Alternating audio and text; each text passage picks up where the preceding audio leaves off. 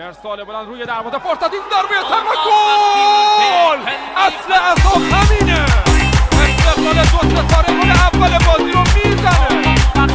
این آهنگم تقدیم به هواداران غول آسیا، استقلال بزرگ، استقلال تهران، با صدای یار جنگی مازندران وحید مرادی.